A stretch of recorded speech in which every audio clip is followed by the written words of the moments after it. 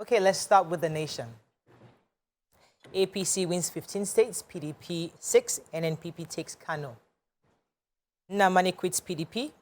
EFCC arrests 4 NCAA officials. Polls inconclusive in Adamawa, Kebbi, Abia, and Enugu.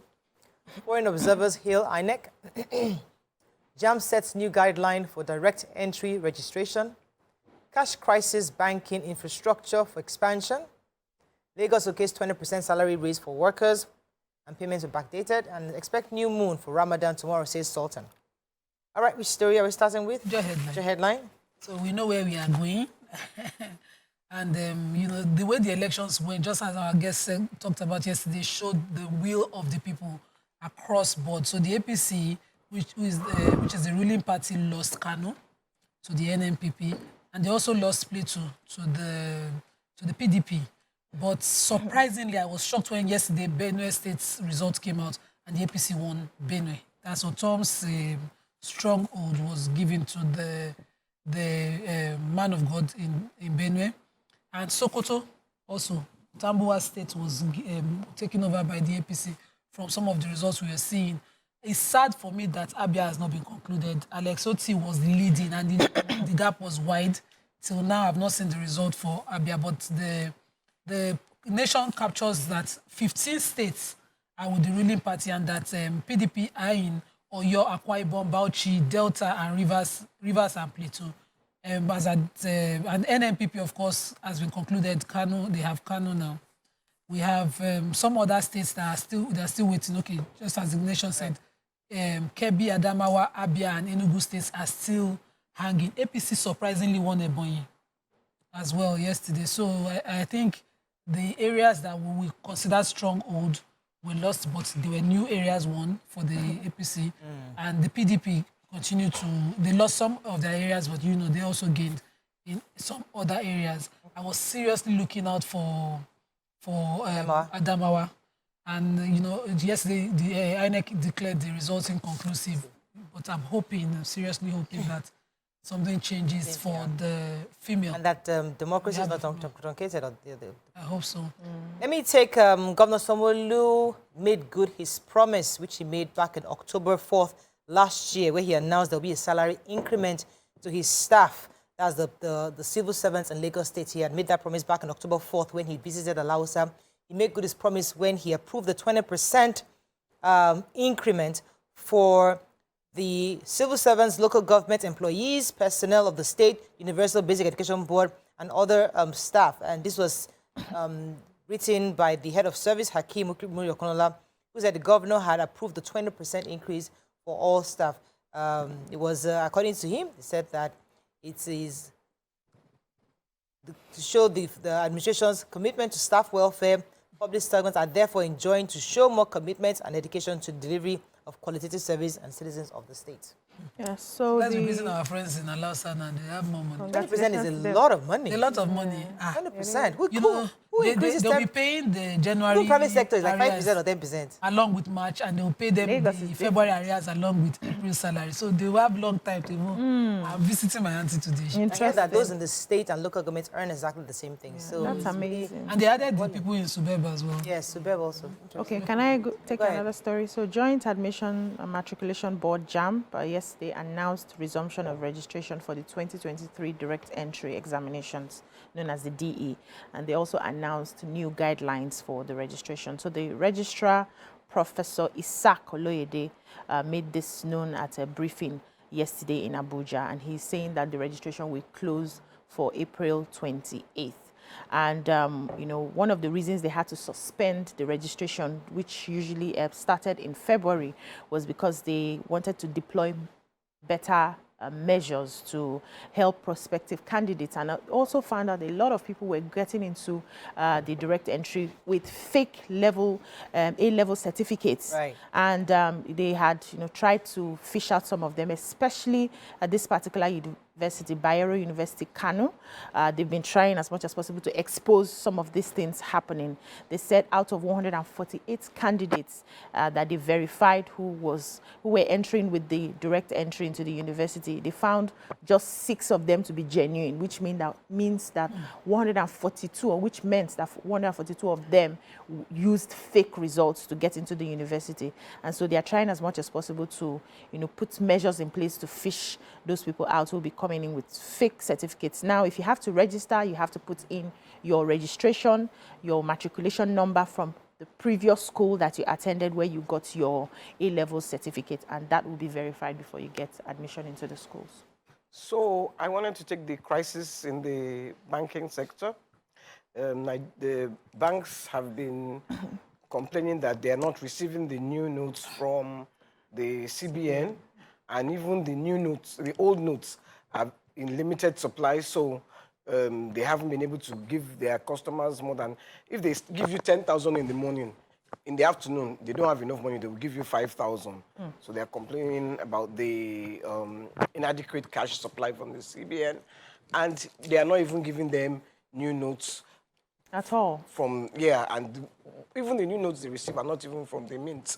So,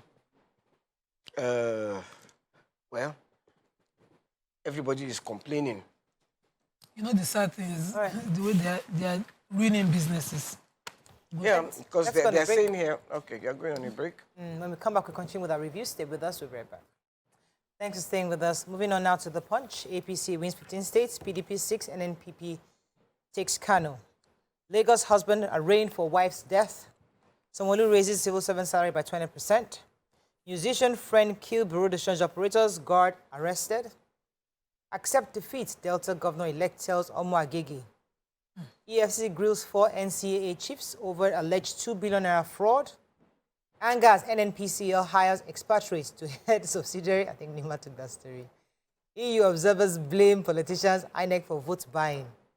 Okay, who took the expatriate story? Give us the Elijah. Took it. So, according to the NNPCL, they have appointed Mark Cordia as the head of the oil trading arm of the Nigerian National Petroleum Company Limited. And this, of course, has offended some of us Nigerians. They said that he comes with an experience. It was 30 years, I might add. 30 years experience. He was part owner of the Abu Dhabi National Oil Company. He served as vice president of the Abu Dhabi National Oil Company. He comes with a wealth of experience. And I joined the chief executive officer of Sage Consulting, Bode Fadipe, to say, are there no Nigerians with such experience already serving around the world? We had OPEC headed by a Nigerian. We had OPEC. Nigerians were heading OPEC. Nigerians were around the world, but we chose a foreign Asha to come and sit down there, and NNPC is defending it, saying that they are a limited liability company. But the shares of the NNPC are not public. They are still owned by the federal government. Yes. And we are the ones, we put the petroleum industry bill, push it for years and discuss it forever and said that, we will now have more local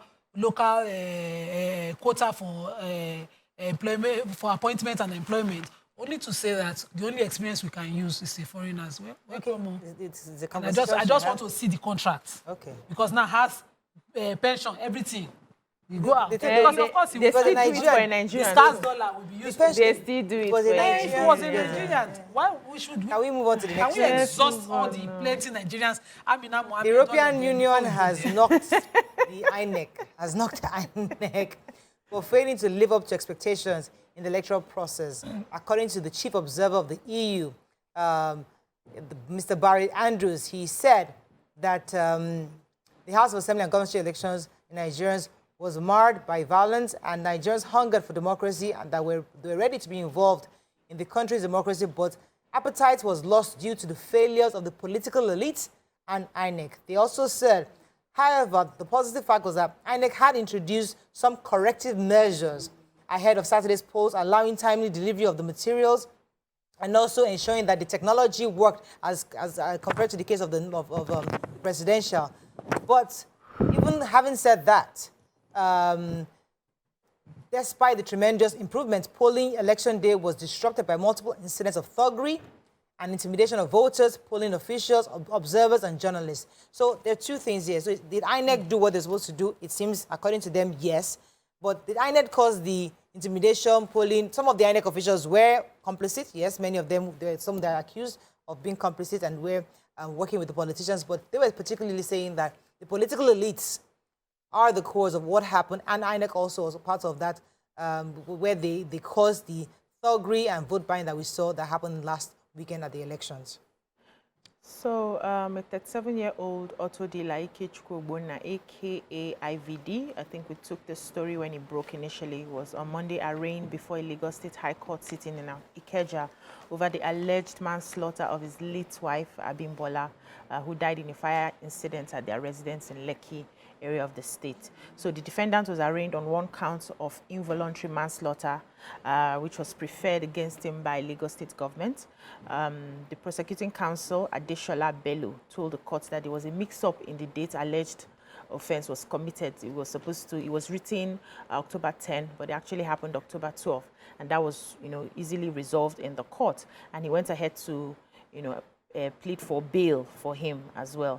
The IVD is also still, insisting on pleading for not guilty against the charges, against him.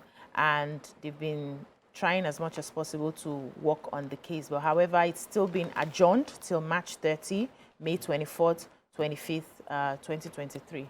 So we'll see how that case goes. Okay? Yes, so a Lagos musician, Etare Dafe, a.k.a. also known as Top Boy, has been in hiding for allegedly killing 2 Bureau de Change people. Apparently, he invited them to his house, and then through him and his friend, they didn't tell us the name of the friend, invited them to his house and killed him and then put them in this is alleged, in the drain in front of the house. There's this guy, facility manager, Paulo Motosho, who said he had given him the house. He had gotten him the house through an agent when he said he wanted the place for his mom. But unknown to him, it wasn't his mom that stayed there. He said his mom had never been to Lagos, but it was him staying there. And now, of course, you got them the house has been called in for questioning. So, by the time he was getting the house, the guy could not present any identification for the mother. So he had to find another person's identification to get him the house. Exactly. So don't do that. Exactly. Don't do that. All right. So, anyway, he's missing in action. You can't find him right now. Vanguard, Sheriff Fubara, Mwifuru, Zulum, Mufwang, others emerge governors. Tension in Enugu, Abia as INEC holds results collation. Police confirm killing of 2 officers by soldiers in Taraba. EU mission knocks INEC, says violence, vote buying marred polls. 78 million Nigerian children risk water-related crisis, says UNICEF. And banks borrowing from CBN down 14%. Okay, which story are we taking? Let me start with the United Nations Children's Trust Fund. Children's Fund, actually. They said that 78 million children in Nigeria are at risk, high risk actually, of inadequate water, sanitation, and hygiene-related diseases and climate hazard. This was said by the chief of, the Nigeria chief of WASH, that's Dr. Jane Bevan, noted that the world leaders are prepared to attend the historic UN Water Conference. They also said that these children are at high risk and something must be done quickly before it gets worse now. So WASH is the water-related threats inadequate organization, and they are really concerned about this UNICEF analysis that's putting 78 million potential children at risk. And Nigeria is just one of 10 countries who are going to be at risk of this global exposure if it happens. Yeah. So let me take the tension in Enugu and Abia as INEC suspends collation of results in those states. So Enugu, yes, INEC had to suspend collation of results in Enugu and Abia because, of course, they said thugs had attacked their office in Mobingwa local government area of Abia, and Enugu as well. they are calling for, some of the politicians, parties across board are calling for review of the result. In Abia, Abga is disputing the result, PDP is disputing the result, but as it stands, Alex Oti of the Labour Party is leading the results with over 100,000 plus votes. I'm trying to get the exact figure. And the PDP is coming behind him with about 60-something, less than 60,000 votes. And I don't know what the dispute is about. But INEC has declared, suspended all this collation happening. And you have some political parties now complaining, especially in Enugu. The PDP is saying, why are you stopping the collation? Collation should have continued and just declare our candidate the winner. There's no dispute here. That's Umba, who is their candidate, the winner. That there's no dispute. They should have completed collation, especially because all the result has been transmitted to the collation center and they stopped. Yeah, but there are so many issues. I'm hoping that they are able to resolve before the... Yeah, so this particular page I opened in Vanguard had a lot of stories, but I'll pick just one. So this happened in Port Harcourt. The mother of the former councillor in Port Harcourt City local government area of River State, Mr. Endurance, was yesterday shot by suspected cultists. The woman has been hospitalized because she was shot yesterday morning at her home, Egede Street, Mile 2, Diobu, Port Harcourt City. According to the cultists, they claim that the ex-councillor refused to give them payments for election security money that he promised them. And they said they were contracted for that election. So they had come to his house, led by a young man called Zubi, to ask for money. The ex-councillor gave them stories that he didn't have money to give to them. And so they started throwing bottles, while they were still talking, into the compound. But when he kept saying that he didn't have any money for them anymore, they should go home, they brought out their guns and he escaped into the house. They kept firing, and one of the bullets hit the mother, who has been taken to the hospital. She's recuperating. The police has confirmed the story. They are after these cultists for investigation. I wanted to take the police confirmed 2 officers killing by soldiers. This happened in Taraba State. The soldiers were... The whole state, town, Jalingo, the residents are very scared. They don't know the cause of the incident. The army just opened fire on the police. At checkpoints, they seized their rifles. The police command, Abdullah Usman, says he too was caught in the crossfire. He was just lucky to escape. He said one of the policemen who didn't even know what was happening just reported to duty. And once they just identified him as a policeman, they shot him. And he said there were reports that they were escorting election material. And so they... See, this synergy, we have to build it between the police and the army. It doesn't make sense now. If military and police are fighting, All right, that's all we can take on front page review. What's man go do? That's what you're looking for. Abi? Police and Who we be? Who will be civilians? Yeah. That's all we can take on front page review.